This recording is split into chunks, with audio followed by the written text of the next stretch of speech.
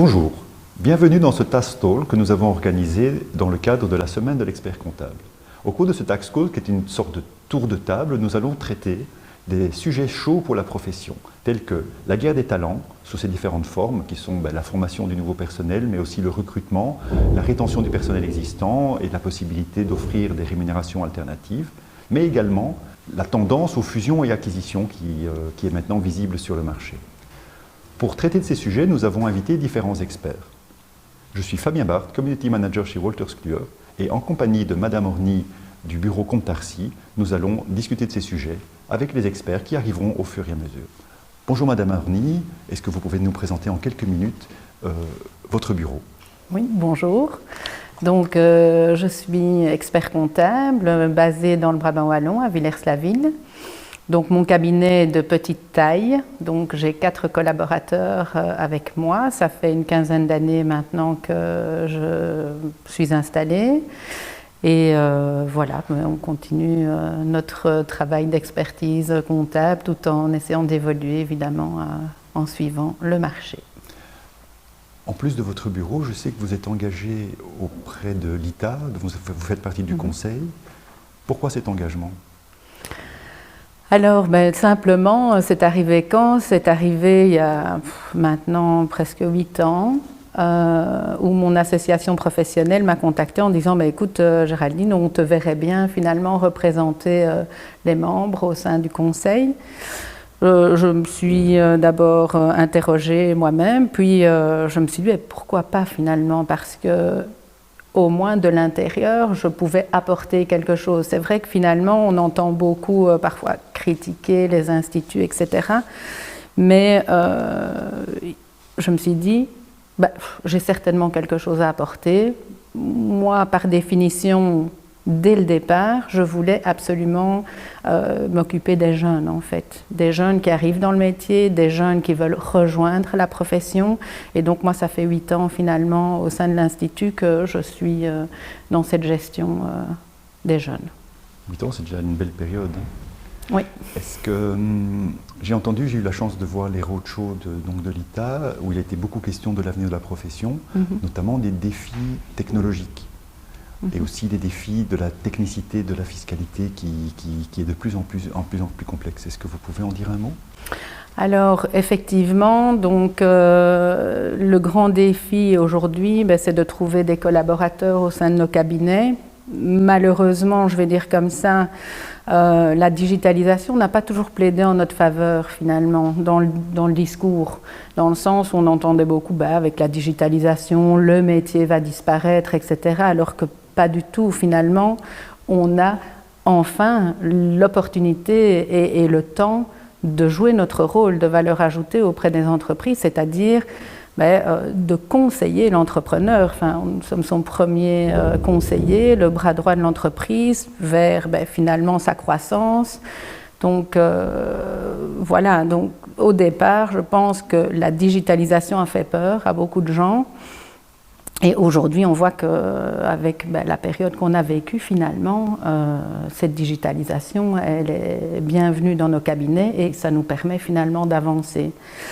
Maintenant, par rapport à votre deuxième question... C'était à propos de la fiscalité. Ah oui, de la fiscalité. Bon, j'aimerais insister sur la digitalisation, parce que vous parlez de votre bureau et de l'implémentation de la digitalisation qui apparemment s'est bien passée, certainement en temps de Covid. Mais quelle est la perception de vos clients vis-à-vis de ça? Est-ce que tous vos clients suivent? Alors, je vais vous dire sincèrement, 50% plus ou moins de la clientèle aujourd'hui se voit avancer vers cette digitalisation.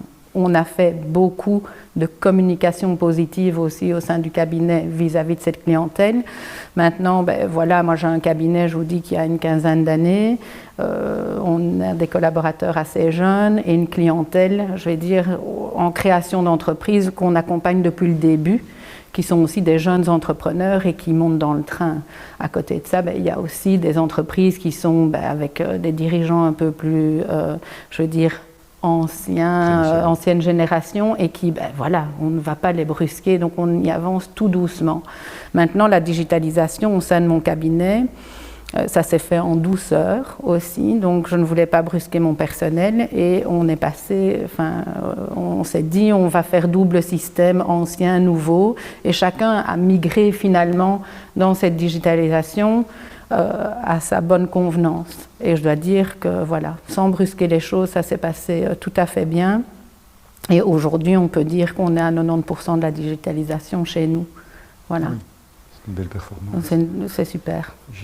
Dans l'introduction, je parlais également de cette tendance aux fusions et acquisitions. Est-ce que vous retrouvez là-dedans? Est-ce que vous en entendez également parler sur le marché? Alors, moi, personnellement, je n'en entends pas spécialement parler. C'est plus, je veux dire, du réseautage.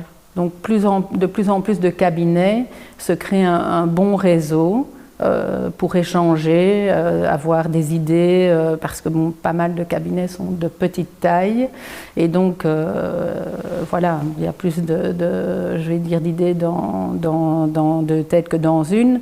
Donc par rapport en tout cas au monde de la fiduciaire, je ne pense pas que dans l'idée que des fusions puissent aller se mettre en place par rapport à des difficultés sur base d'engagement, sur base de problèmes fiscaux, etc. Je pense que c'est plus de la bonne collaboration. Écoutez, en fait, ça correspond à ce que nous avons pu découvrir. Nous avons fait une enquête avec Lueur où nous avons interrogé 270 clients, bureaux plutôt, et il s'avérait que 70% des bureaux de plus de 20 ont été impliqués dans une fusion-acquisition les 3 dernières années. Mais au fur et à mesure qu'on rétrécit la taille du bureau, au moins on est concerné par les fusions, en tout cas donc, dans ce questionnaire. Donc, ce qui prouve évidemment que, apparemment, que les petits bureaux sont moins impliqués. Par contre, même chose, beaucoup d'associations de fait, que j'appellerais comme ça, qui sont, comme vous dites, ces réseautages, ces collaborations, parfois pour rationaliser les frais généraux, les licences et autres, où des bureaux travaillent ensemble, ou bien simplement échangent de connaissances. Donc un bureau est plus spécialisé dans telle ou telle niche, et on facilite l'échange de dossiers. Où voyez-vous votre bureau dans 3 ans? Alors, où je vois mon bureau dans 3 ans? Écoutez, en tout cas, dans ma vitesse de croisière comme elle est là, je me vois toujours avec un cabinet de petite taille, 5-6 collaborateurs maximum, dans le sens où on en parlera de cette fameuse guerre des talents, où c'est quand même, je veux dire, la croissance est quand même étroitement liée évidemment aux collaborateurs que vous avez au sein de vos cabinets. Aujourd'hui, chez nous, on accueille une jeune dame qui débute une formation en alternance, qui n'a jamais vu de comptabilité. Donc là, elle est partie pour 4 ans. On va la former de zéro, parce que voilà, c'est très difficile aujourd'hui de trouver des collaborateurs, je veux dire, même à la sortie de l'école, ou je vais dire déjà avec de l'expérience, ça devient très compliqué. Donc... J'ai un petit peu réfléchi, notamment avec le retour de ce qui avait été dit au roadshow et aussi les tendances des derniers marchés. Et il y a eu du bashing contre la profession ces dernières années avec la digitalisation, où on parlait de voir disparaître les professionnels des chiffres, où tout était automatisable, etc. Puis donc la tendance vers le conseil, et puis la crise du Covid qui a montré que vous étiez un élément essentiel dans la vie économique. Donc, tout ça c'est un petit peu mélangé dans ma tête, et donc j'ai essayé de trouver une définition, et donc j'aimerais avoir juste votre avis sur laquelle vous trouvez qui correspond le mieux à votre profession. Donc je me demandais, est-ce que vous êtes le partenaire privilégié de l'entrepreneur, ou bien un conseiller proactif, ou bien le docteur de l'économie, ou bien le psychologue de l'entrepreneur, ou bien le garant de la conformité? Quel est celui qui vous convient? C'est un très bon résumé finalement, mais j'ai envie de vous dire, je ne sais pas faire de choix, parce que dans tout ce que vous venez de citer, c'est effectivement le profil de l'expert comptable et du conseiller fiscal aujourd'hui. Par contre, je veux être je veux pointer votre dernière remarque. Effectivement, on est les garants aujourd'hui d'une bonne éthique, ça c'est certain. Donc il est primordial qu'un expert comptable aujourd'hui puisse exercer en toute indépendance. Ça, c'est la première chose. Donc, on peut être conseiller, bras droit, docteur d'une entreprise. En tout cas, notre rôle, il est là. C'est notre rôle sociétal, c'est d'aider l'entreprise à grandir. On est là parfois pour tirer le frein, simplement dire stop, là on s'égare, ou alors justement dire allez, n'aie pas peur, avançons ensemble, etc. Mais toujours dans le respect de l'éthique et de l'indépendance. Voilà. Évidemment. Je me demandais au niveau de votre personnel, donc vous avez 4 collaborateurs. Oui. Est-ce qu'il y a un turnover important et comment pour le recrutement, j'ai entendu que vous aviez engagé une jeune personne que vous comptez former de bout en bout. Voilà. Donc c'est notre 5e arrivée. C'est votre 5e, ah oui, voilà. Elle ne fait donc pas partie des 4. Non. Mais est-ce qu'il y a un important turnover? Alors, je vais vous dire que non. Je n'ai pas à me plaindre. J'ai perdu du personnel, ça c'est vrai, parce que certains ont toujours d'autres défis ou d'autres choses, plus d'ambition peut-être. Mais aujourd'hui, en tant qu'employeur, que je sois expert comptable ou autre, un employeur aujourd'hui doit absolument être à l'écoute de son personnel et doit moduler en fait et avancer avec... C'est du win-win, c'est du donnant-donnant. Et à partir du moment où on trouve une synergie et une bonne méthode finalement de collaborer, je pense que le turnover, voilà, on l'évite. Mais on est une entreprise effectivement 100% féminine chez nous. On n'a pas, voilà, donc où on a des priorités sur la vie de famille, etc. Où je suis très à l'écoute par rapport à ça. Moi aussi, je suis maman, donc je sais que c'est important d'être là à des moments bien précis dans la vie de nos enfants. Donc on s'organise, Et franchement. J'ai jamais eu de soucis par rapport à ça. Maintenant, il est clair que aujourd'hui, ma crainte, c'est qu'effectivement mon personnel soit aussi débauché. Parce qu'on ne sait pas. Il y a tellement peu de ressources pour l'instant que oui, parfois le téléphone sonne au cabinet et au secrétariat, c'est un chasseur de tête qui appelle pour avoir un de mes travailleurs en ligne en vue de peut-être lui proposer autre chose. Ça, c'est une réalité. Donc, en tant que chef d'entreprise avant tout et patron, on doit être à l'écoute et attentif à ça, évidemment. Et j'essaye d'être attentive et c'est peut-être pour ça que je n'ai pas un turnover énorme. Maintenant, je vais vous dire, la crainte est aussi, c'est ce que je parlais un peu ce matin. Finalement, moi j'ai une équipe de 4 personnes. Si j'ai une personne de moins, c'est 25% finalement de mon effectif qui s'en va. Et c'est dommageable, quoi, évidemment. Voilà, sans être certain de pouvoir retrouver quelqu'un, aujourd'hui, très difficilement en tout cas. Notre enquête, justement, dont je parlais tout à l'heure,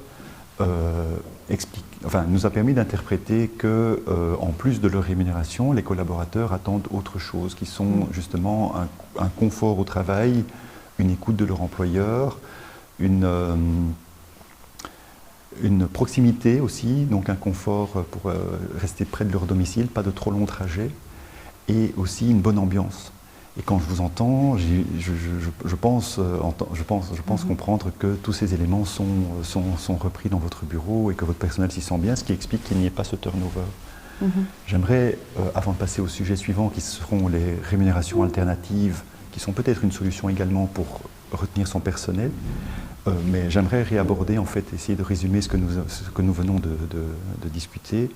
Donc je me rends compte en vous entendant que être expert comptable implique d'avoir plusieurs casquettes, d'être créatif au niveau de la gestion de son bureau, d'être créatif au niveau de la gestion de son personnel, d'être diplomatique pour introduire la digitalisation auprès de ses clients, de le faire en douceur, le faire de manière progressive parce que tous les clients ne sont pas capables ou n'ont pas toujours les moyens de passer à la digitalisation. Donc ce sont toutes des étapes qui doivent être prises en compte donc, quand on commence ce genre de trajet. J'aimerais maintenant accueillir Olivier Chapelle de PwC Legal qui va traiter avec nous du sujet des rémunérations alternatives.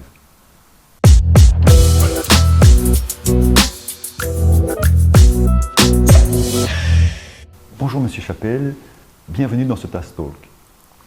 Puis-je vous demander de vous présenter en quelques mots? Bien sûr, bonjour. Donc, mon nom est Olivier Chapelle. Je travaille en tant qu'avocat chez PwC Legal, qui, comme son nom l'indique, est un cabinet d'avocats qui travaille en collaboration étroite avec PwC. Je pratique la matière des rémunérations depuis une quinzaine d'années maintenant, donc avec une casquette juridique et fiscale, et avec bonheur dans des entreprises de toute taille, que ce soit de très grandes entreprises avec un ancrage international, et de toutes petites entreprises, voire, même si ce n'est pas notre première activité au sein de PwC Legal, des particuliers dans certains cas, en faisant systématiquement le lien, tant que nous pouvons, entre la matière des rémunérations dans ses composantes fiscales et juridiques, avec les aspects soit de gestion du personnel, soit de gestion de l'entreprise au sens plus large, puisque la rémunération est finalement l'un des leviers qui peuvent être actionnés par un entrepreneur pour atteindre ses objectifs qui sont multiples, et c'est cette multiplicité qui est très intéressante, je trouve.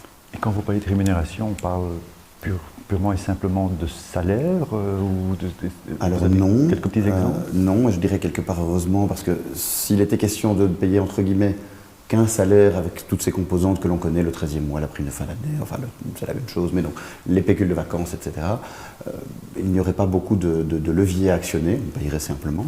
Ce que nous faisons, c'est essayer d'aider les entreprises à déterminer le package de rémunération qui va leur permettre de motiver leurs travailleurs de la manière la plus adéquate. Et donc cela couvre également des aspects de mobilité, la voiture de société, ce que l'on voit de plus en plus, le vélo électrique de société, tous les aspects assurance, hospitalisation, donc toutes les composantes jusqu'à la composante dentaire, assurance de groupe évidemment pour la couverture pension qui est très fréquente ou de plus en plus fréquente en tout cas en Belgique, et puis toute une série d'éléments qu'on connaît parfois un tout petit peu moins, des éléments IT,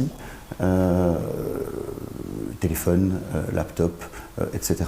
Mais parfois des choses qui sont un tout petit peu plus exotiques, que ce soit dans les rémunérations variables, alors qu'on appelle généralement des bonus, voire, je dirais quelque part, sky's the limit, voire tout ce à quoi un entrepreneur pourrait penser, et avec lequel il viendrait nous conseiller en disant tiens, j'ai un personnel qui est intéressé par ceci, est-ce que l'on peut le faire, comment peut-on le faire, quelles sont les conditions pour le faire, quel va être le traitement social et fiscal, comment je peux maîtriser le budget que cela représente pour moi. Donc voilà les différents aspects, mais donc effectivement c'est tout à fait multiple et beaucoup plus large que la simple question du cash versé sur un compte en banque. Pour revenir à votre bureau, Madame Orny, est-ce que vous avez ce genre de possibilités, d'alternatives pour votre personnel? Donc on a pas mal de choses qui sont mises en place dont Monsieur Chapelle vient de parler, comme l'assurance groupe, le ticket repas, le véhicule d'entreprise, GSM, voilà, tout ça est mis en place chez nous. Maintenant, je dirais encore d'autres choses sur lesquelles on pourrait avancer, comme une CCT 90 en région wallonne qui pourrait être intéressante. Mais bon, ça c'est dans nos objectifs, je veux dire 2023, voilà. Mais effectivement, on fait appel à ce type de rémunération alternative au vu du coût des charges patronales, évidemment, où on essaye, finalement, on préfère avantager nos travailleurs qui sont là dès le matin et qui sont disponibles pour notre entreprise, évidemment, de manière optimale, dans le sens où finalement, si on parle de net et plus de brut, c'est plus intéressant pour tout le monde, évidemment. Écoutez, je suis face aujourd'hui à deux spécialistes, évidemment, des chiffres et des rémunérations et qui sont impliqués régulièrement dans ce genre de problématiques. Je me demandais un petit peu ce que l'homme de la rue, ou la femme de la rue en savait ou en pensait. Donc nous avons parcouru les rues de Belgique pour faire quelques petites interviews. Je vous propose de regarder la vidéo. Oui. Le plan cafétéria. Je sais pas, non, je m'hasarde en disant que c'est une mesure de la région bruxelloise. Non, j'en sais rien. Est-ce que vous savez ce qu'est le plan cafétéria? Non, aucune idée. Ça me dit rien non plus. Honnêtement, non, ça, j'en ai aucune idée. C'est la mafia des bars qui vont que de la bière d'une seule brasserie. Je sais pas. Le plan cafétéria. Non, aucune idée. Aucune idée. Non. Non plus. Pas du tout. Pas du tout, pas du tout. Aucune idée. Je suis encore étudiante. Je suis pas encore amenée à être confrontée à tout ça. Ça me dit quelque chose, mais je suis pas sûr. Donc j'ai entendu parler d'une augmentation salariale au niveau Horeca. Mais est-ce que c'est ça? Je ne sais pas. Je ne sais pas encore. C'est une sorte d'accord ou de possibilité dans une entreprise entre les employeurs et les employés de mettre en place un package d'avantages ou de rémunération. Bon, mais Monsieur Chapelle, comme on a pu le constater, il me semble que les gens dans la rue ne savent pas exactement quelles sont les possibilités, quelles sont les alternatives, et surtout, beaucoup de personnes se posent des questions à propos de ce plan cafétéria. Est-ce que vous pourriez nous expliquer un petit peu en quoi cela consiste?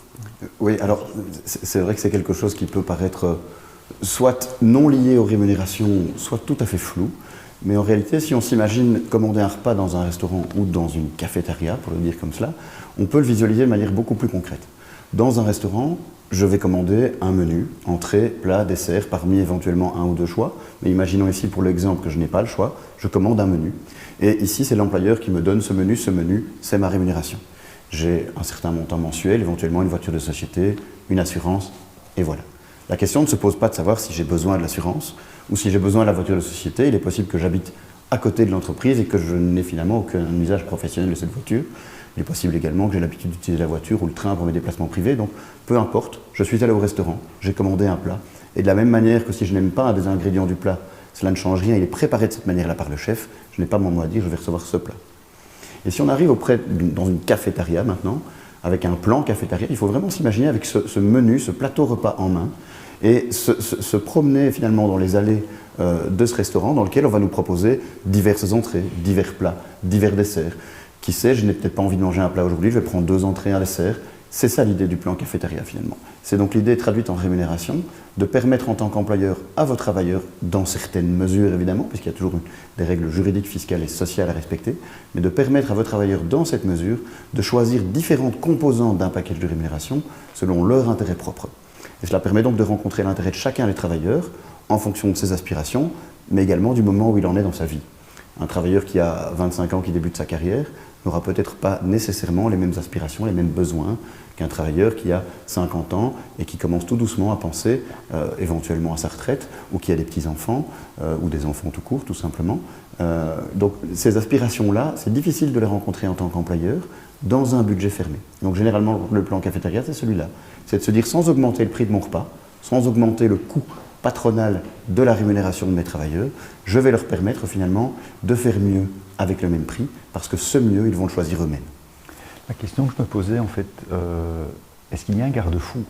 Parce que je suppose que certaines décisions vont avoir une implication sur le calcul de la pension ou sur des optimalisations fiscales qui ne pourront peut-être pas avoir lieu. Et de quelle manière est-ce que le collaborateur est informé?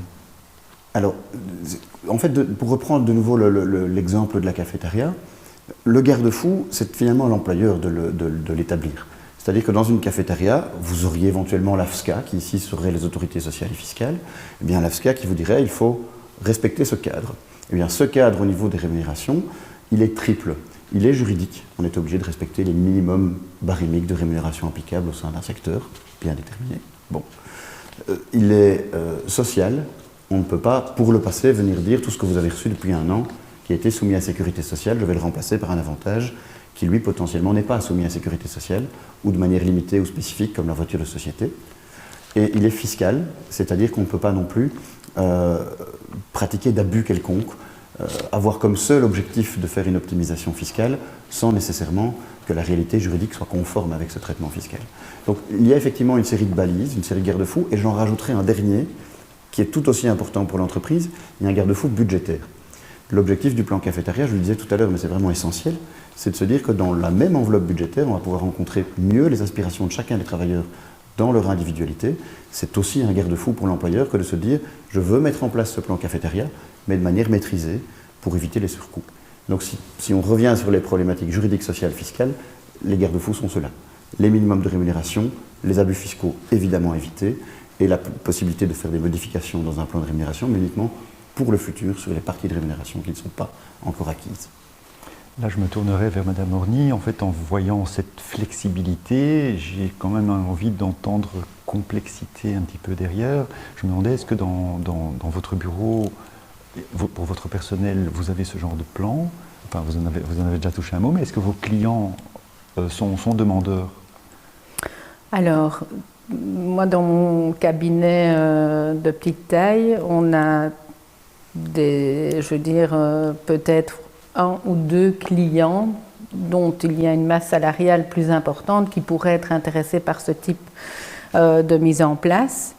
Ils ont déjà d'autres choses parce que bien souvent, enfin, en tout cas en ce qui me concerne dans mon cabinet, ces sociétés font partie de groupes internationaux et ils ont des directives de leur maison mère et donc voilà, ils appliquent ces directives, mais quand j'entends autour de moi, que ce soit dans des gros groupes ici en Belgique, effectivement, j'entends souvent parler de ce plan cafétéria. Moi, personnellement, je ne le pratique pas, donc au sein du cabinet, enfin en tout cas, voilà, je n'en ai pas le besoin, en tout cas pour l'instant, mais effectivement, là où ça reste intéressant, c'est quand M. Chapelle dit, effectivement, les besoins d'un travailleur de 25 ans ne sont pas les mêmes que quelqu'un qui est au bord, qui arrive à la pension. Oui, c'est quelque chose auquel on peut réfléchir, ça peut être intéressant, vraiment. Monsieur Chapelle, est-ce que je dois comprendre que ça ne s'adresse qu'aux grands groupes? Alors, pas nécessairement. C'est vrai que dans la pratique, il est plus fréquent de constater que des entreprises d'une taille moyenne à plus grande taille mettent en place ce type de plan. Vous parliez de complexité tout à l'heure. Je pense que c'est probablement lié à cette complexité réelle et parfois fantasmée. Parce que de nouveau, dans une cafétéria, vous pourriez avoir la possibilité de proposer 22 plats. Si vous en proposez 2, il est évident que vous avez un menu et une cuisine moins complexe que si vous en proposez 22. Donc on a une possibilité déjà de jouer sur la complexité de cette manière-là, en limitant les choix. Et d'autre part, cette complexité qui peut faire peur, elle est à mettre en relation aussi avec le fait qu'en tant qu'employeur, on reste finalement aux commandes de ce plan cafétéria qu'on va proposer. Et généralement, ce que l'on fait, c'est qu'on propose ce que nous appelons dans notre jargon des fenêtres de choix, c'est-à-dire des possibilités limitées à certains moments de l'année pour le travailleur d'effectuer un choix, puisque la complexité, elle intervient au moment où je dois redéfinir mon package de rémunération parce qu'un travailleur a exprimé un choix dans le catalogue finalement d'avantages qui lui étaient proposés. Donc si on ouvre ce catalogue tous les 2 mois, il est évident que c'est très complexe et que ce n'est d'ailleurs pas pertinent et que nous ne le conseillons d'habitude pas. La pratique, habituellement, est d'ouvrir ce catalogue 1 fois par an ou à des événements de vie, la naissance d'un enfant, une promotion par exemple, pour permettre de coller finalement à ces aspirations des travailleurs et également au budget qui est dégagé éventuellement pour une promotion. Et cela l'aurait mentionné dans le règlement de travail ou bien comment? Alors généralement pas, parce que le règlement de travail est un outil qui est assez rigide et qu'il est compliqué de modifier. Donc généralement on le prévoit uniquement par le contrat de travail ou dans une politique interne de rémunération que l'employeur va définir en disant tiens, voilà les règles du jeu que je vous propose de jouer ensemble dans l'intérêt de tous finalement.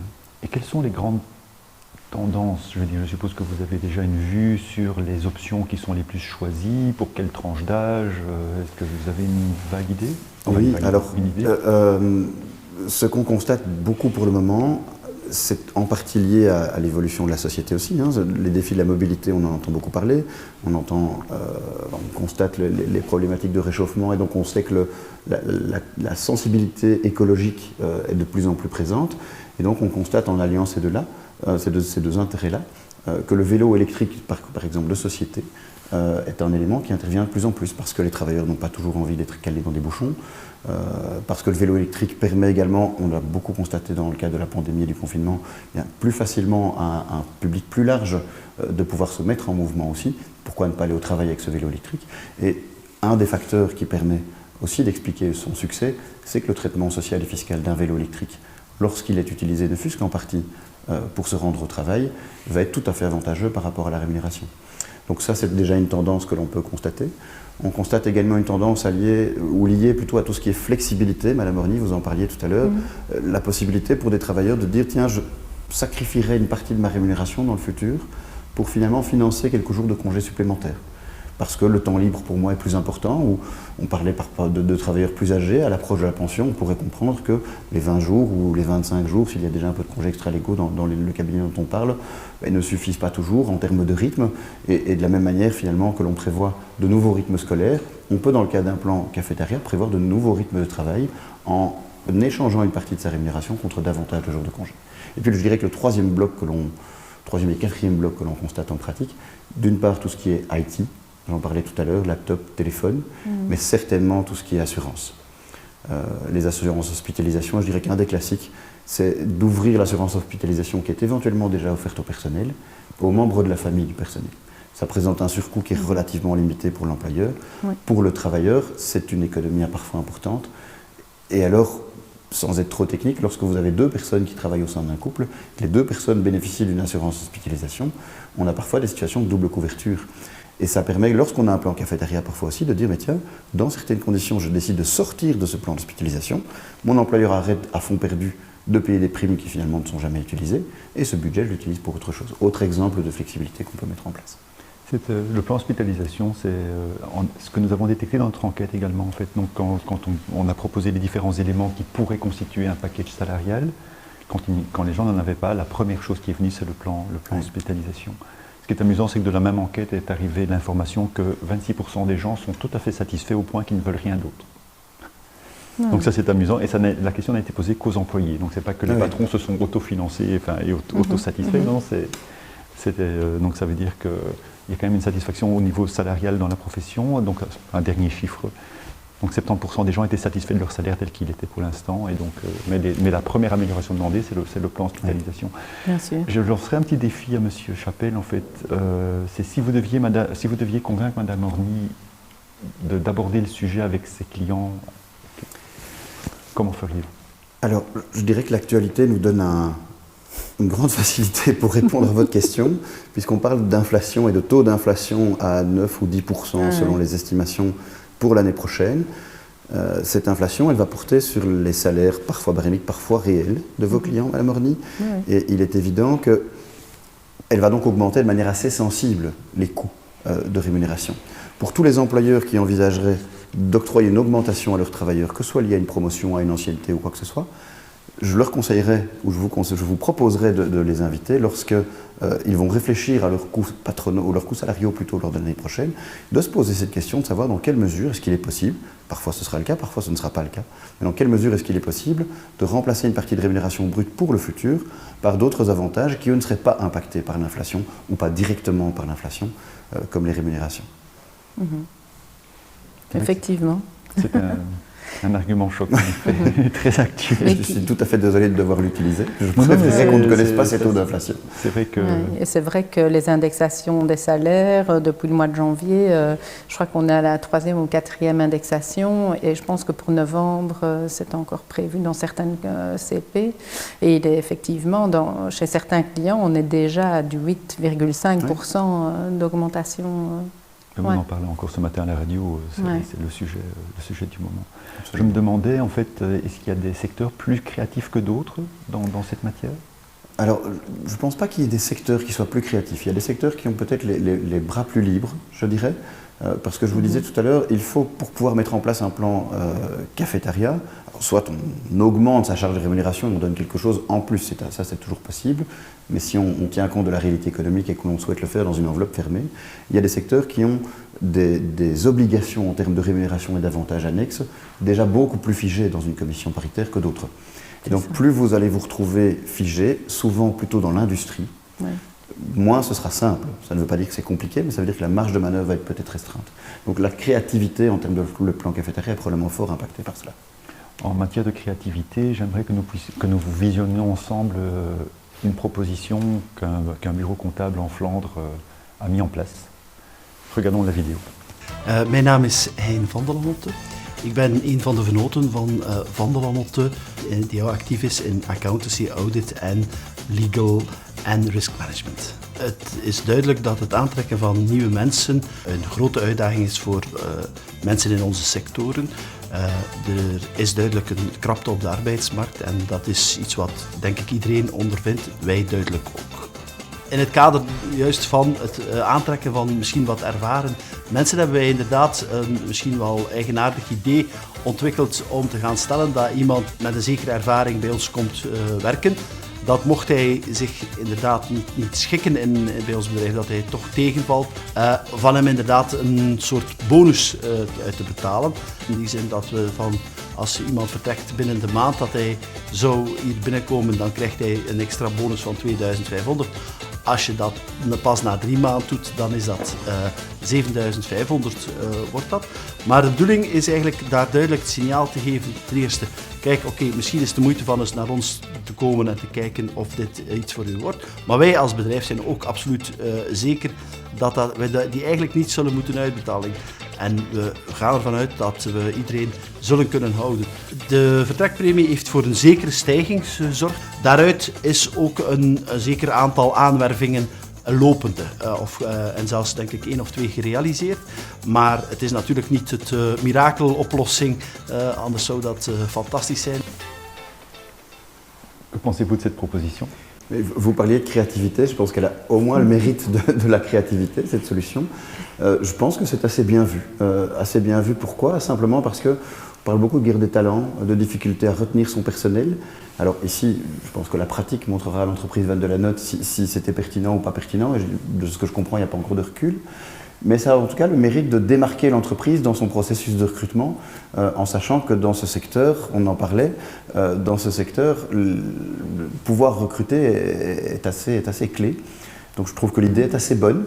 Elle a effectivement le mérite de nous faire sourire, je vois tous les 3, et de permettre de placer l'entreprise Van de la Notte quelque part sur l'échiquier en se démarquant de concurrence dans ce contexte-là. Qu'en pensez-vous, Madame Henny?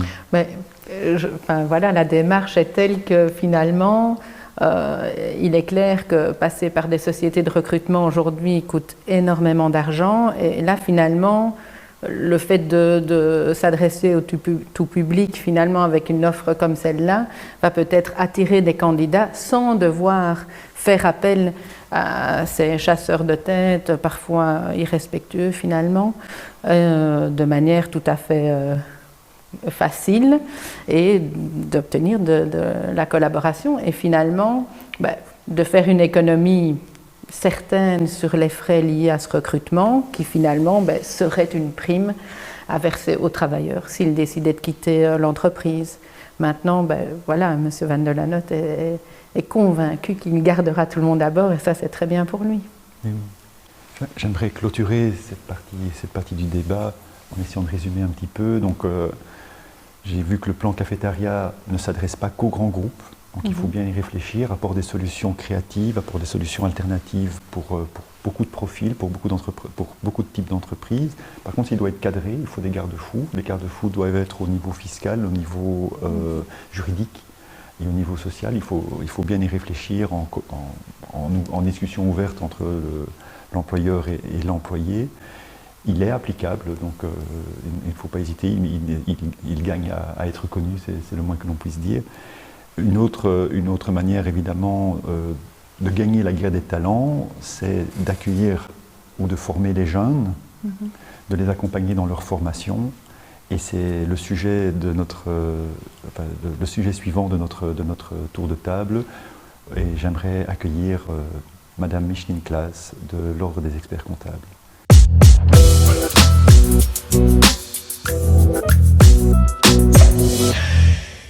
Bonjour Madame Klaas, merci de venir nous rejoindre sur le plateau.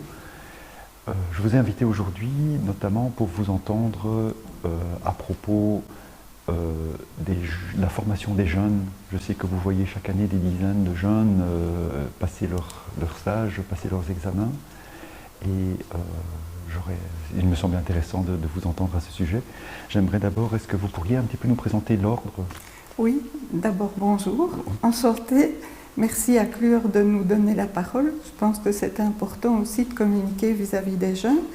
Peut-être simplement nuancer, vous avez dans notre cadre législatif l'Institut des experts comptables, qui est l'organisme, je dirais, de l'équivalent de l'Ordre des avocats, qui chapeaute la profession, qui a l'organe disciplinaire. Et à côté de ça, vous avez ce qu'on appelle les associations professionnelles, dont l'Ordre des experts comptables, qui sont là pour deux raisons. C'est de remonter les revendications des membres qui sont regroupés en réseau au sein d'une association professionnelle pour regrouper les difficultés ou les nouveautés ou les nouveaux défis vers l'Institut. Et de l'autre côté, l'autre axe de développement, c'est tout ce qui est formation continue, parce qu'on en reparlera tout à l'heure. Il ne suffit pas d'être expert comptable et d'avoir le titre pour se dire, voilà, maintenant, c'est acquis, j'ai un titre, je peux me reposer sur mes lauriers. Et je pense que dans toutes les professions libérales, le défi elle-même, c'est de se tenir au courant, surtout dans nos métiers où la législation fiscale, sociale, économique change quasiment tous les jours. Donc c'est vraiment important d'avoir ce soutien et de l'Institut, on le verra tout à l'heure au travers du stage, et des associations professionnelles. Une question que j'aimerais vous poser à toutes les deux, c'est qu'est-ce qui pousse un jeune à devenir expert comptable? Madame Orny? Alors, c'est vrai qu'il fut un temps, donc comme on l'évoquait là tout à l'heure, avec la digitalisation, pas mal se sont désistés en fait de la filière, simplement parce que la communication n'était pas correcte en disant ben voilà, notre métier tend à disparaître avec cette digitalisation. Et donc finalement aujourd'hui, que ce soit au travers de l'Institut, parce que l'Institut est quand même assez actif par rapport à cette promotion du métier, le but est de dépoussiérer finalement le métier en expliquant bien aux jeunes quel est notre rôle. Donc le rôle sociétal dont je parlais tout à l'heure, où on est là pour aider l'entrepreneur, le faire grandir, lui donner du conseil. Et donc aujourd'hui, ce qui attire les jeunes dans la filière, c'est justement ces relations, parce qu'on se rend compte que finalement les jeunes aujourd'hui, ils ont envie de bouger, ils ont envie de faire valoir leur savoir et de le communiquer. Et de le communiquer comment? En assistant ces entrepreneurs. Et donc aujourd'hui, voilà, c'est vraiment ce système de conseil et d'aide aux entreprises qui fait que les jeunes sont plus motivés à rejoindre notre secteur. Et parce que je pense que justement au niveau du conseil, vous avez une image tout autre de la profession qui lentement fait son chemin, en ce sens que vous êtes un métier de dialogue, puisque vous êtes tout le temps à côté du chef d'entreprise. Vous êtes un métier de communication, parce qu'il faut savoir traduire nos termes techniques en les vulgarisant et en emportant la conviction du chef d'entreprise. Et donc ça aussi, ça fait partie d'un plan de communication. De même, vous le disiez tout à l'heure, il faut être un petit peu psychologue, oui, parce qu'une entreprise n'est pas une autre entreprise. Et quand on dit « Ah oui, mais donc on va tout mettre en base de données », et finalement les bases de données ou l'intelligence artificielle va tout résoudre, dans une certaine mesure, on peut faire ça, mais le conseil aux entreprises, c'est quasi impossible parce qu'il y a tellement de diversité dans la structure d'une entreprise, dans son organisation, que mettre ça en matrice, on va appeler ça comme ça, matrice mathématique, c'est pas possible. Donc c'est ça la richesse de notre métier, c'est cette diversité, ce dialogue, cette communication, ce coaching, parce que nous sommes nous-mêmes des coachs d'entreprise, donc ça c'est vraiment important et c'est l'image maintenant que l'Institut aussi essaye de véhiculer au travers des écoles, au travers de toute une série d'initiatives qu'ils ont mis en place. C'est vraiment très important. Comme j'en parlais tout à l'heure, nous avions fait une enquête auprès des bureaux aussi au sujet des jeunes sortants et il semble que on était au-dessus des 80% des bureaux ne sont pas satisfaits du niveau de connaissance des jeunes sortants. Donc au niveau du manque d'expérience, ce qui est un petit peu évidemment logique, puisque on manque forcément d'expérience en sortant de l'école, mais également au niveau de la difficulté à aborder le client, à aborder le client avec les mots justes, à aborder le client avec l'empathie nécessaire. Et ce qui m'avait interpellé aussi, c'est que cette insatisfaction est encore plus marquée dans les petits bureaux.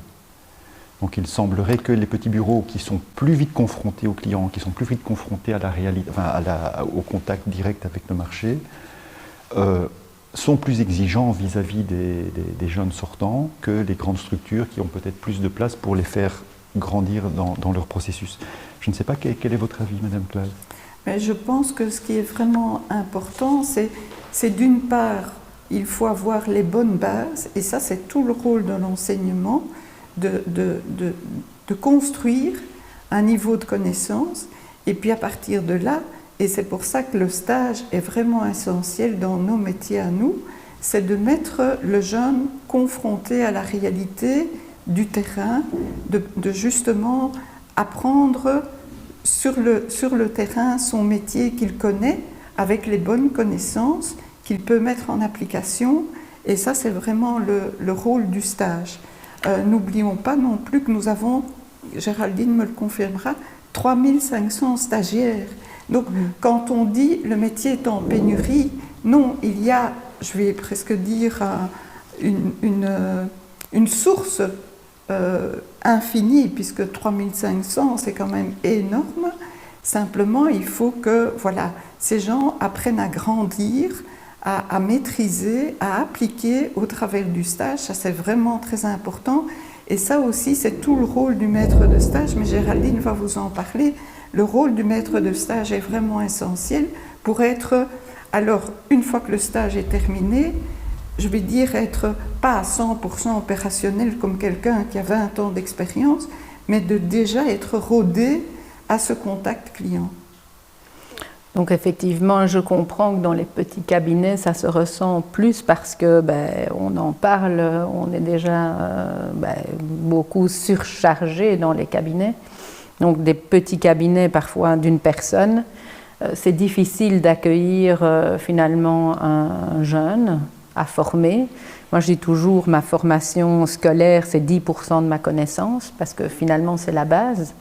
Et cette base, finalement, il faut la consolider, il faut la faire grandir, et il faut bien partir de quelque chose. Et alors, c'est un peu du donnant-donnant. Je veux dire, le cabinet qui accueille doit dégager du temps, effectivement, à la formation de son jeune, en se disant, voilà, je forme mon collaborateur de demain, peut-être mon repreneur de demain.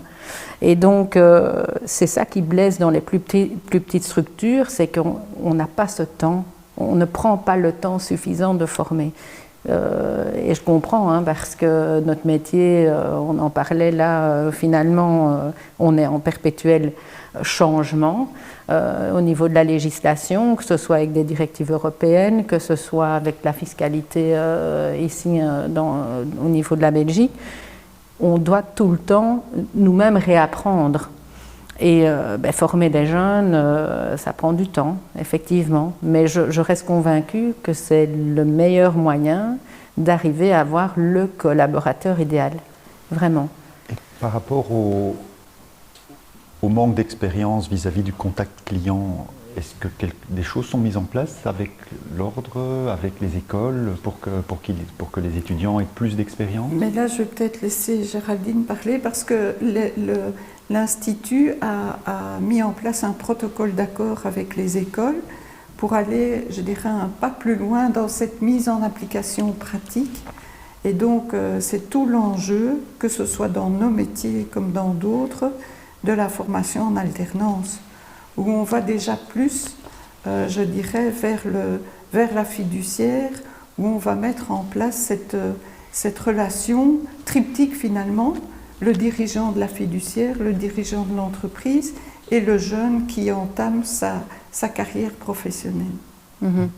En fait, comment ce protocole d'accord avec l'enseignement arrive, donc c'est un master qualifiant en expertise comptable, master en expertise comptable, qui permet en fait de donner un accès plus facile au stage. Donc que ce soit par des dispenses supplémentaires sur un accès, mais également des dispenses sur l'examen de sortie. Donc c'est tout un protocole qui est régi entre l'Institut et les établissements scolaires en vue de se dire finalement je ne vais pas dire de remédier au manque de connaissances, je vais dire des jeunes, mais c'est plutôt de leur donner une année de cours supplémentaires, enfin en tout cas les matières sont bien ficelées et le contenu également, d'aller plus vers ce que nous, on attend au niveau de l'Institut, avec plus de, je ne vais pas dire de pratique, mais en tout cas de mise en pratique de la matière qu'ils ont pu aborder pendant 3 ans ou 4 ans sur base de leur trajet. Et donc, grâce à ça, ça facilite finalement l'accès au métier, donc de manière plus rapide. Donc c'est quelque chose qui est mis en place. Les premiers masters en expertise comptable vont débuter ici septembre-octobre. Et donc dans 1 an, logiquement, on aurait plus facilement, en tout cas, des candidats sur le marché de l'emploi avec, je veux dire, une formation plus mise en pratique finalement, qui pourrait agréer, je veux dire, les cabinets, en tout cas la philosophie de certains cabinets. Maintenant, je reste convaincue que le rôle d'un maître de stage est primordial dans la formation du jeune. Oui. Je veux dire, il ne faut pas considérer un stagiaire comme de la main-d'œuvre bon marché. Vous voyez ce que je veux dire? C'est quelqu'un qui est là et qui s'investit au sein de votre cabinet et à qui vous devez aussi donner un peu d'investissement et porter vers le haut et ne pas se dire oui mais lui il va juste faire ça et moi je continue le reste. Non, il doit être à votre égal à la fin de son stage. Il doit être capable d'assister l'entrepreneur comme vous le faites, peut-être effectivement avec moins de bagages, toujours avec une supervision, mais le but est d'arriver et de tendre vers quelqu'un qui sera à votre égal à un moment donné.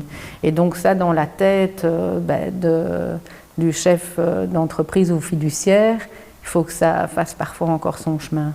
Et c'est beaucoup plus motivant aussi pour le stagiaire. Pour le stagiaire, bien sûr. Il va beaucoup plus s'accrocher justement à cette motivation à progresser dans son stage et dans ses connaissances. Donc c'est vraiment le bon deal.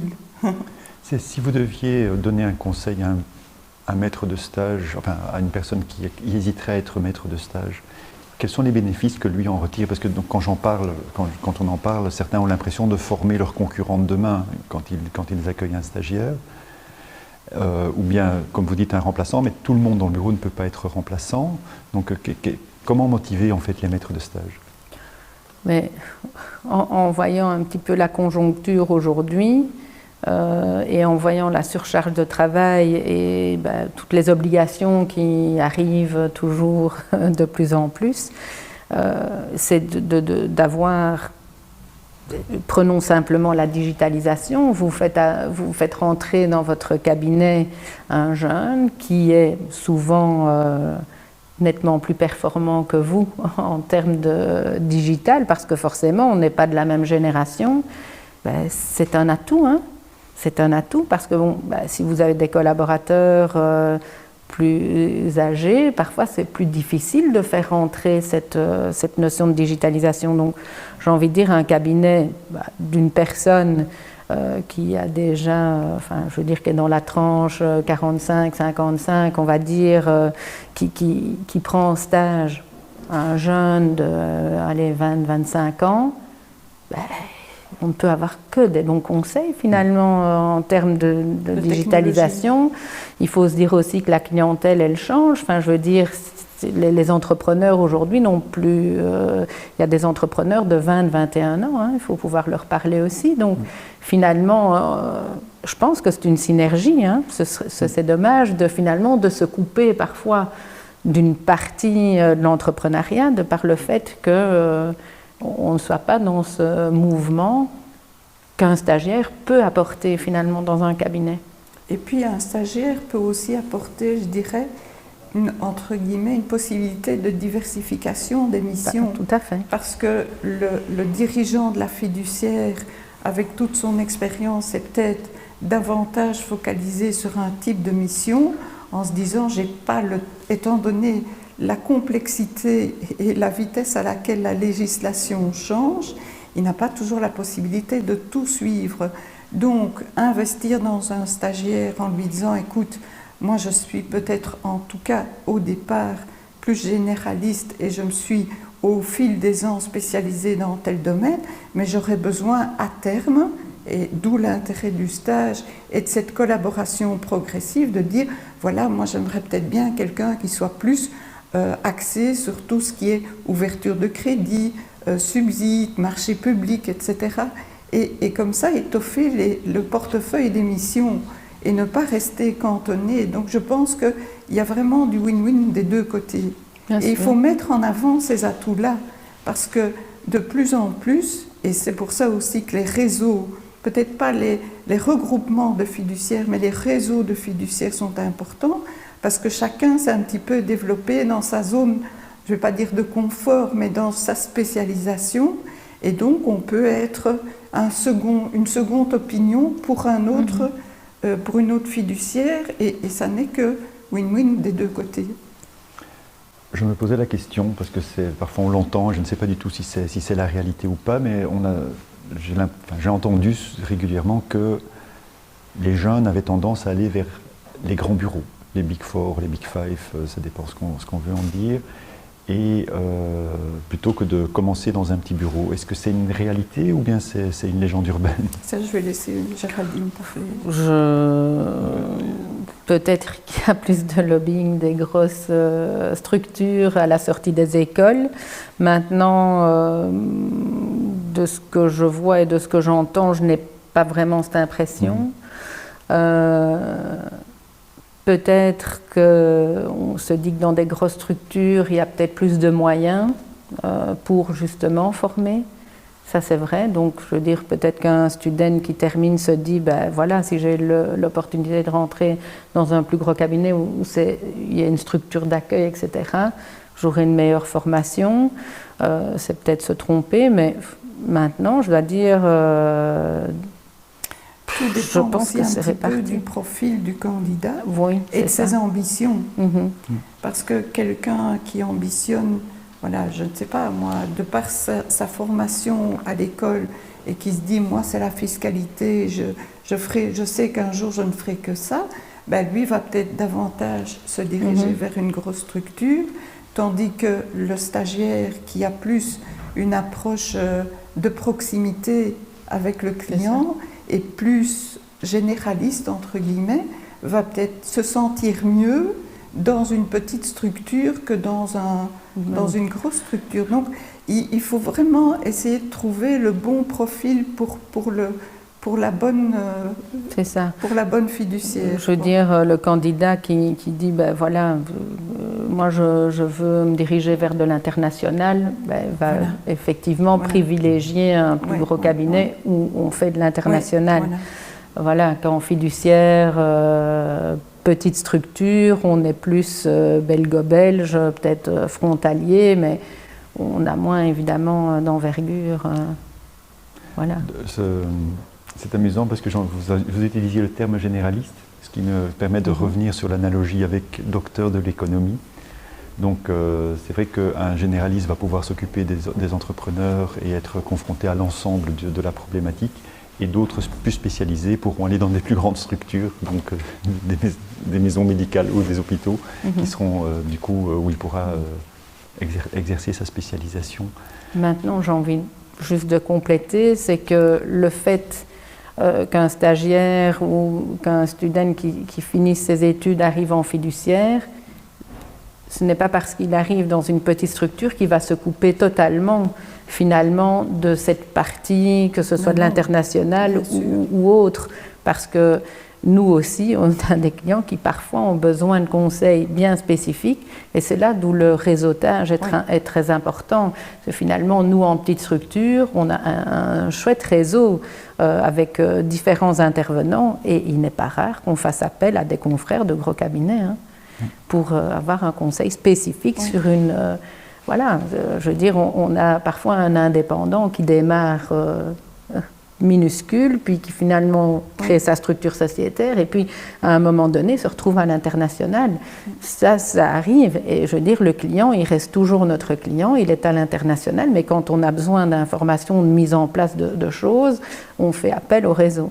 À ce moment-là, vous grandissez avec votre client. On grandit avec notre client, exactement. On ne l'abandonne pas. Oui. Donc vous parlez toujours du réseau, ce qui me permet de faire un petit lien vers notre prochaine session qui, elle, sera consacrée non pas à un réseautage, mais bien aux fusions et aux acquisitions.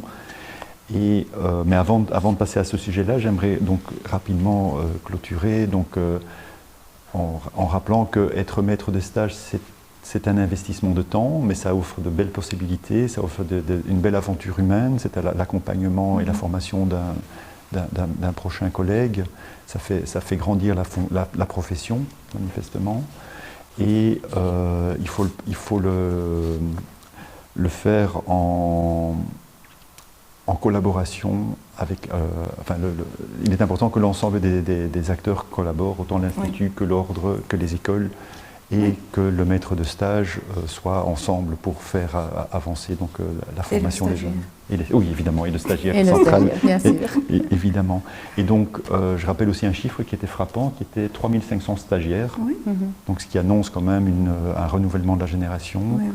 Et donc, on est loin de la fin de la profession des experts comptables, donc le rôle et l'utilité est évident pour tout le monde, et la génération suivante arrive.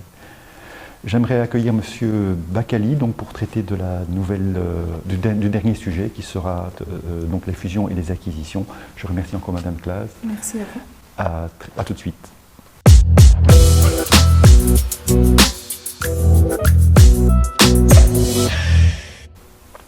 Monsieur Bakali, bonjour. Nous parlions tout à l'heure des docteurs, des généralistes, des spécialistes. Vous travaillez pour Business Doctors. Tout à fait. Est-ce que vous pourriez nous en dire plus ? Oui, alors Business Doctors, c'est une organisation anglo-saxonne qui est fort présente au Royaume-Uni en particulier, avec des consultants chevronnés, donc c'est toutes des personnes qui ont une cinquantaine d'années, et donc qui partagent, j'ai entendu parler de partage tout à l'heure, leurs connaissances justement pour aider le dirigeant d'entreprise à positionner sa société dans le cadre d'une stratégie, d'un développement, et éventuellement d'une cession. Donc ça, ce sont les grandes lignes. Donc elle a été... créé il y a plus ou moins 15 ans. Et donc, je suis le représentant belge de Business Doctors en Belgique. Donc, bienvenue. Merci. J'ai lu dernièrement dans l'Écho qu'il y avait eu une tendance très forte de fusion et acquisition pendant l'année 2021. Les chiffres semblent se confirmer en 2022. Est-ce que vous ressentez la même chose sur le marché, Madame Orny ? Je pense qu'effectivement, l'après-Covid tend vers des regroupements, ça c'est certain. Maintenant, ça dépend des secteurs, évidemment. Pour une économie parfois d'échelle, etc., forcément, des regroupements se font. Peut-être parfois pour une meilleure compétitivité vis-à-vis de l'international, etc., on va effectivement retrouver ce type d'opération, surtout ici après le Covid. Je pense que dans certains secteurs c'était nécessaire. Maintenant, dans notre secteur de la fiduciaire, je n'entends pas spécialement en tout cas de regroupement, peut-être dans plutôt dans s'il doit y avoir cession ou fusion, c'est dans le cadre normal, je veux dire, d'une mise à la pension ou quelque chose comme dans ce genre-là, quoi. En tout cas, dans notre secteur. Donc vous parliez de la mise à la pension, et donc là, je me tourne vers M. Bakali. Quel est le meilleur moment pour songer à la fusion ou à l'acquisition ? Le meilleur moment, c'est quand on est prêt. Ça, c'est vrai. Je vois, et j'en parlais avec M. Chapelle il y a un instant, c'est que souvent, le dirigeant d'entreprise, quel que soit le secteur, attend la dernière minute avant de commencer à y réfléchir, en se disant j'ai un patrimoine dormant ici, il y a une opportunité peut-être d'avoir un exit intéressant. Et la préparation est essentielle. Et malheureusement, souvent on attend la dernière minute, on n'a pas l'horizon de temps nécessaire pour améliorer éventuellement les performances. Et on se trouve même dans des situations où il y a un certain vieillissement justement au niveau du dirigeant. Je crois qu'on a vu la discussion tout à l'heure où les experts comptables, par exemple, les dirigeants de cabinets d'expertise comptable ont en moyenne 55 ans. D'accord, je crois qu'on peut confirmer cela. Ce qui veut dire que dans beaucoup de cas, ils approchent de la retraite et à ce moment-là, ils se disent il est peut-être temps que je réfléchisse à une cession. Ça, c'est dans les meilleurs des cas, puisqu'ils ont encore le temps de permettre une transmission dans des bonnes conditions. Et donc oui, le bon moment, éviter d'être essoufflé. Hein. Quand on arrive, on est essoufflé, on n'a plus envie de développer. On se dit, bon, ça, ce sera pour le repreneur. Et puis on arrive à des sociétés qui commencent un peu à péricliter. Et comme il y a une notion de rentabilité dans une reprise et que le prix, hein, dans un cadre de valorisation d'entreprise, la rentabilité est importante, on arrive à des moins bonnes valorisations également. Donc la préparation, c'est essentiel. Et le timing, c'est quand vous le souhaitez, mais en mettant devant vous, je dirais, 2-3 ans. Ah oui, c'est assez long. C'est assez long. Donc il ne faut pas s'y prendre trop tard, en fait. Et comment évaluer comment évaluer la valeur de l'entreprise? Alors, valorisation d'entreprise, en règle générale, il y a plusieurs méthodes utilisées. Maintenant, lorsque je parle à mes amis experts comptables, souvent, ils sont sur des ratios du type chiffre d'affaires fois un certain multiple. Et on entend, en règle générale, des valorisations du genre 80% du chiffre d'affaires jusqu'à 120% du chiffre d'affaires. Et lorsqu'ils me parlent de ça, parce qu'il y a des sites, il y a un site par exemple qui s'appelle Mesoten, qui est néerlandophone, et qui donne des valorisations selon les secteurs, etc. Et ma position, c'est de dire une société, c'est un actif, et il va être valorisé en fonction de sa rentabilité. Évidemment, il y a la certitude. Hein. Si vous avez une société qui fait 100 aujourd'hui, et le patron de cette société dit oui mais l'année prochaine elle va faire 200, il faut qu'il y ait de la fiabilité, qu'il y ait de la certitude et tout ça va faire que le degré de risque sera plus ou moins élevé. Mais ici j'ai eu l'occasion de faire une valorisation pour une entreprise il n'y a pas longtemps et on arrive plutôt sur 145 fois le chiffre d'affaires. Donc encore une fois, on peut avoir une idée, se dire voilà c'est entre 80% et 120, mais in fine c'est la rentabilité de l'entreprise qui fera la différence. Et quand je dis la rentabilité, c'est une toute petite partie de la lorgnette, hein, tout simplement parce que une société, ce n'est pas que de la rentabilité.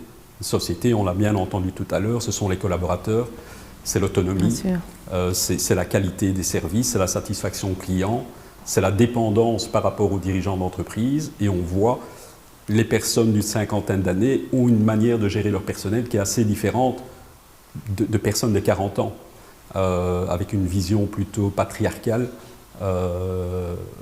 Qui ne coïncide peut-être plus avec les attentes des jeunes aujourd'hui. Quel est le rôle de l'expert comptable en fait dans une fusion? Est-ce qu'il faut d'office faire appel à un expert en fusion et acquisition ou bien parfois ça se traite dans le bureau? Alors, certains cabinets, effectivement, sont, je ne vais pas dire équipés, mais en tout cas ont les collaborateurs qui leur permettent d'assumer ce type d'opération. Les plus petites structures, moins, donc on fera appel effectivement au réseau, tout simplement parce que on n'a pas non plus 10 opérations par an.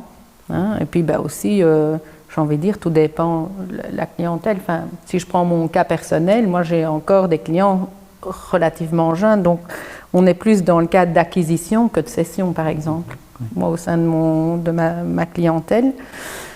Mais effectivement, c'est en général, enfin, en tout cas, c'est ce que je pense, plus intéressant, en tout cas pour le client, d'avoir un avis extérieur. Parce que, je veux dire, nous, on est parfois, je ne vais pas dire le nez dans le guidon, mais c'est nous qui gérons le dossier, nous, on a une bonne vision, etc. Et alors, pour nous, ça semble tellement évident, et que finalement, on n'est peut-être pas assez critique par rapport à l'opération, qu'on est occupé à travailler avec le client. Et donc, avoir un avis externe, ça aide. Et il faut savoir, par exemple, en région wallonne, que l'asso Alfin met à disposition des experts, enfin en tout cas, aide les entrepreneurs qui sont à la cession ou à l'acquisition, donc des experts comme monsieur, pour aider justement à voir plus clair et avoir un esprit plus critique. Voilà. Donc, je recite un petit peu notre enquête dont je parlais tout à l'heure, où il est clair que 3 bureaux sur 4 pensent qu'il y aura encore plus de fusion et d'acquisition donc dans le secteur spécifique des experts comptables, des bureaux comptables. Mais cette tendance est plutôt, se voit plutôt dans les bureaux de plus de 10 collaborateurs. Donc les plus petits bureaux se sentent moins concernés. Donc là, on descend à 60% des bureaux qui pensent qu'il y en aura de plus en plus, alors que la tendance est clairement montante. Et donc, qu'est-ce qu'on doit penser de ça en fait? Ça veut dire que les petits bureaux sont moins faciles à acquérir ou sont moins tentés de fusionner? Il y a un côté peut-être de clocher parce que d'un côté j'entends la tendance de partenaires, associations de bureaux, mais pas de fusion et d'acquisition. Donc qu'est-ce que... J'ai envie de... Je pense simplement que aujourd'hui, donc vous savez que les instituts ont fusionné, donc on a maintenant un institut l'ITA qui régit l'ensemble de la profession. Il faut savoir qu'une partie finalement des experts comptables rentrent dans un schéma j'aime pas dire de contrôle parce que c'est vraiment pas ça, mais c'est surtout, c'est de toute façon des règles européennes qui nous obligent, enfin en tout cas qui obligent l'Institut à valider une méthode de fonctionnement dans les fiduciaires, et donc on a ce qu'on appelle un contrôle qualité qui va être mis en place sur l'ensemble des membres à partir de 2024. Et certains petits cabinets, je pense, ont des craintes par rapport à ça et se sentent un peu parfois dépassés.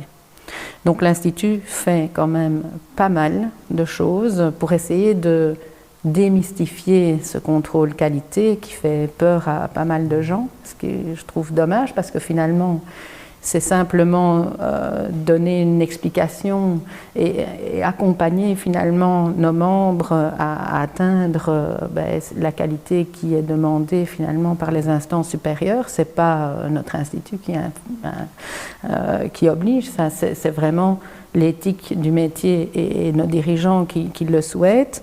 Et donc je pense que les petites structures finalement parlent de fusion en se disant, ben voilà, si on est plus nombreux, on aura peut-être plus facile de mettre en place tout ça, parce qu'ils se sentent un peu dépassés. Parce que, je veux dire, si on parle d'une fusion, je veux dire, de cabinets fiduciaires en vue peut-être aussi d'augmenter peut-être les capacités de traiter certains types de dossiers, finalement, le réseau le permet déjà. Donc je ne pense pas que ce soit un motif en soi. Et le fait de fusionner des cabinets fiduciaires ne va pas aider non plus à augmenter sa rentabilité ou en tout cas obtenir des collaborateurs supplémentaires puisqu'on est déjà tous avec un manque de collaborateurs. Donc je pense plutôt que c'est peut-être par crainte. Quand je vous entends, c'est plus pour des raisons opérationnelles et administratives, que pour des raisons de pure stratégie financière des bureaux ou d'ambition. Donc c'est vrai que, l'avenir nous dira ce qu'il adviendra. Mais si je peux juste intervenir un instant, je crois qu'il est important aussi de remettre un peu l'église au milieu du village, en particulier en termes de taille des cabinets d'expertise comptable. Il faut quand même garder à l'esprit qu'en Belgique, près de 90% des numéros de TVA qui sont attribués à des experts comptables ou des cabinets d'expertise comptable, on parle de 14 500 plus ou moins, près de 90% de ces numéros de TVA sont attribués à des personnes seules, donc soit qui travaillent en personne physique, soit en société, mais seules. Et donc, lorsqu'on parle d'une taille de 5-6 personnes, ce n'est plus un petit cabinet. Quelque part, lorsqu'on voit les choses sous cette perspective-là, en sachant, comme nous en avions parlé tout à l'heure, qu'en Flandre, les groupements sont plus importants en général. Donc, il y a une fragmentation beaucoup plus marquée dans le sud du pays. Et en termes de fusion-acquisition, il est clair que c'est un monde relativement opaque, puisqu'il n'y a pas de publication, même le M&A Monitor dont vous avez peut-être entendu parler, qui est une étude qui est commanditée par la Vlerick School, dans laquelle il y a BDO qui contribue, dans laquelle il y a la Sowalfin également qui contribue. Moi, j'y interviens en tant qu'expert, il y a plus ou moins 200 experts qui sont interviewés. C'est une étude purement qualitative, donc ce n'est pas une étude quantitative avec des faits précis, c'est juste du déclaratif. Et de ce point de vue-là, ça nous donne une idée de ce qui se passe dans le marché, dans la généralité des choses, avec une vue sectorielle. Par exemple, pour parler de valorisation d'entreprise tout à l'heure, mais lorsqu'on parle de multiples de l'excédent brut d'exploitation, qui en gros c'est le résultat d'exploitation plus les charges non décaissées, principalement les amortissements, mais il peut y avoir des réductions de valeur ou autres. On parle de multiples, et donc ces multiples sont par exemple, pour des deals de moins d'1 million, on parle d'un multiple de 4,5 fois ce qu'on appelle l'EBITDA, qui est l'excédent brut d'exploitation. Pour des deals inférieurs à 5 millions, mais supérieurs à 1 million, on parle plutôt de 5,5 fois. Et si on parle de ce qu'on appelle les business services, donc dans lequel les experts comptables rentreraient, on est plutôt à du 6 fois, voire un peu plus. Donc il y a ce genre de coefficients qui existent et qui peuvent aider justement dans une valorisation, mais in fine, le prix et la valorisation seront deux choses complètement différentes. Et là, c'est un rapport de force ou tout simplement des initiatives de collaboration, parce que stratégiquement, ça a du sens d'être positionné pour dire quelque chose. Si vous n'êtes pas à Bruxelles, pouvez vous dire, mais moi ça m'intéresserait de racheter un cabinet de 4-5 personnes. Donc il y a des choses comme ça qui se passent, mais encore une fois, ce n'est pas publié dans la presse, sauf si le cessonnière, donc celui qui a repris l'entreprise, se dit, moi j'ai envie d'en faire la publicité. Je parlais de Van de la Note justement précédemment, ils ont acheté un petit cabinet de 4-5 personnes du côté de Lannes. Ils en font la publicité parce que ça démontre leur stratégie d'expansion, qu'ils ne veulent pas rester à un certain point, ils veulent bouger et ils veulent également s'introduire, pénétrer le marché francophone du pays. Vous parliez tout à l'heure du trajet qui doit se voir, donc une procédure de fusion-cession doit se faire en 2-3 ans, vous disiez. Sur quels éléments il faut être particulièrement attentif pendant ce trajet? Est-ce qu'il faut communiquer rapidement ou est-ce qu'il faut garder un petit peu la stratégie secrète vis-à-vis du personnel, vis-à-vis des clients, vis-à-vis Alors la règle générale, c'est que c'est quelque chose de confidentiel. Donc en règle générale, il y a le dirigeant qui sait de quoi il s'agit. Éventuellement, dans certains cabinets, le dirigeant, que ce soit une femme ou un homme, en parlera à son bras droit, ses bras droits. Parce que c'est important qu'il reste à bord, évidemment. Mais c'est un métier relativement confidentiel et ce genre de transaction est très confidentiel parce qu'on n'a pas envie, comme on l'a dit tout à l'heure, que brusquement il y ait une fuite des talents également. Donc il faut faire attention dans la cession-acquisition d'entreprise au sens large. On va éviter que les concurrents soient au courant de ce qui se passe, les clients, les fournisseurs, etc. Donc il faut être très vigilant et on ne va pas partager l'info en règle générale jusqu'au dernier moment. Donc dernier moment, c'est par exemple, vous avez une convention de cession, ce qu'on appelle un SPA, dans le jargon du métier. Donc c'est tout simplement la convention de cession, acquisition des actions de l'entreprise. On pourra avoir une clause suspensive qui dira par exemple l'opportunité pour le nouveau dirigeant d'interviewer ou au moins de parler à des personnes clés de l'entreprise. Et si l'interview ne se passe pas bien, peut-être que l'opération ne se fera pas. Donc on essaye de baliser tout ça évidemment, mais en règle générale, ça se fait post-acquisition, post-cession. Oui, et donc c'est là que je viendrai à ma prochaine question, c'est quand la fusion-scission est décidée, l'acquisition est décidée et qu'elle est, qu'elle est publiée, je vais dire, comment gérer le passage d'une culture d'entreprise? C'est deux entreprises avec des cultures différentes, c'est parfois des rythmes de travail différents, des petits avantages, j'oserais dire, à la tête du client pour chaque employé qui doit s'adapter à la nouvelle manière de fonctionner. Le passage de flambeau aussi du dirigeant d'entreprise qui doit se retirer, est-ce que c'est après 6 mois, est-ce que c'est après 1 an, 2 ans, 3 ans, quelles sont les Alors peut-être juste répondre sur la partie transition, transmission. Tout dépendra de l'âge du cédant. Donc j'ai un cas par exemple, le cédant, on va dire, il a un peu moins de 60 ans et il se dit moi je reste dans l'entreprise pendant encore 2-3 ans. Et donc là il y a un véritable accompagnement. Dans beaucoup de transactions, cette période de transmission, elle est relativement faible. Ça se passe sur 3 mois, 6 mois. Tout dépend de la complexité des choses, évidemment, et du souhait des parties prenantes. Donc, si vous avez le dirigeant qui cède sa boîte, qui veut y rester encore pendant 3 ans, ça fera partie des conditions de cession.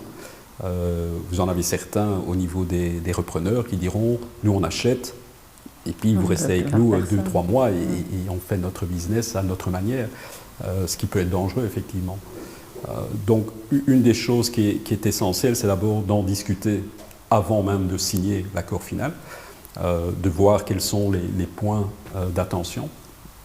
Et l'autre chose, c'est qu'une fois qu'on reprend la relève en tant que nouveau repreneur, nouveau dirigeant d'entreprise, c'est qu'il y ait quand même une bonne entente entre celui qui a cédé et le repreneur. Parce qu'ici, il y a de la bisbrouille, ça va se sentir au niveau des équipes, etc. Donc la motivation risque de chuter, en sachant aussi que souvent la loyauté des collaborateurs, elle est envers le cédant. C'est lui qui les a fait grandir, qui leur a permis de se développer dans l'entreprise. Donc il y a quelques règles, je dirais. Une des règles essentielles pour ma part, c'est ne pas changer les choses pendant un certain temps. Donc ce temps, c'est à définir. Le fait qu'il y ait une bonne entente entre le cédant et les cessionnaires, c'est super important. Alors, on essaye de la préserver, par exemple, en proposant dans une convention une sorte de prix, de se dire, ben voilà, vous restez avec nous pendant X années, vous allez avoir un complément de prix. Généralement, on se réfère à ce complément sous le terme de earn-out. Et donc, on va pouvoir aussi le fidéliser pour que la transmission se passe bien. Mais donc, les avantages qui ont été acquis dans la structure précédente, mais il va falloir les maintenir. D'ailleurs, ce n'est pas difficile. Je crois qu'il y a des règles de toute façon. Je crois que c'est la CCT 32 bis qui impose, dans le cadre d'une cession justement de société, qu'il y a un transfert des obligations, des droits, etc. des employés. Et donc, on ne peut pas brusquement décider de modifier tout ça. Il faut un accord. Et là, je parlerai à M. Chapelle, dont c'est la spécialité, mais donc il y a quand même les droits acquis sont préservés. La culture d'entreprise, c'est quelque chose qui s'acquiert sur un temps relativement long. On ne change pas la culture d'entreprise en 2-3 ans. En général, ça prend beaucoup plus de temps. On peut changer l'atmosphère dans une entreprise, mais pour ma part, il faut le faire en bonne intelligence. Je crois que si je rachète une société, vous vendez la vôtre, et vous allez me dire, voilà, ça, ce sont les points sur lesquels moi, si j'étais encore dans l'entreprise pendant 10 ans, mais c'est ce que je fais. Non, ça ne veut pas dire que je dois suivre ces recommandations, mais au moins, j'ai des pistes, un positionnement qui peut être intéressant pour le futur. Mais surtout, éviter de se dire, moi, je fais à ma sauce, je casse tout ici, parce que ce n'est pas comme ça que je veux que ça marche. Je dis toujours, le manager, quand vous prenez une nouvelle position de manager et vous allez avoir du personnel à gérer, mais en règle générale, vous avez 90 jours pour faire modifier les choses et aller dans un certain sens, avec l'exception du président des États-Unis qui a 100 jours. Mais donc, durant ces 90 jours, vous devez vous assurer de convaincre vos collaborateurs que vous êtes la bonne personne, la personne de la situation qui va permettre de continuer à faire progresser l'entreprise. Et vous savez, les gens partent parce qu'ils sont soit insécurisés, parce que soit on ne répond pas à leurs attentes, mais plus vous pouvez affirmer que vous êtes le capitaine à bord et que vous allez les mener à bon port, les gens vont vous faire confiance, mais certainement pas avoir un discours du type mon prédécesseur, voilà, il a fait un travail qui n'était pas très professionnel et avec moi, non, ça c'est mort. Je vois que c'est un trajet très sensible, oui. Donc c'est un trajet à prendre en main le plus tôt possible. Il faut être bien préparé. Oui. Il ne faut pas travailler avec des chiffres. Donc il y a beaucoup d'humains derrière. Bien sûr. Donc avec la collaboration entre les deux entités, aussi avec les collaborateurs, communiquer au bon moment, pas trop vite, pas trop tôt. Pas trop vite, pas trop tard plutôt. Ouais. Et faire appel à des experts quand c'est nécessaire. Et c'est souvent nécessaire, mais je pense que les bureaux n'hésitent pas non plus à utiliser leur réseau pour lui. Je pense que nous allons clôturer cet entretien. Je pense que nos téléspectateurs sont mieux armés maintenant pour affronter et la guerre des clients, la guerre des talents et la guerre les fusions et transmissions et acquisitions d'entreprises. Je remercie Madame Orny pour sa présence, pour l'apport qu'elle a pu. Je remercie Monsieur Bacali ainsi que Madame Claes et Monsieur Chapelle. Nous voici arrivés à la fin de notre Task Talk. Je vous invite à consulter notre site internet semaine-de-l'expert-comptable.be. Merci pour votre attention. À très bientôt.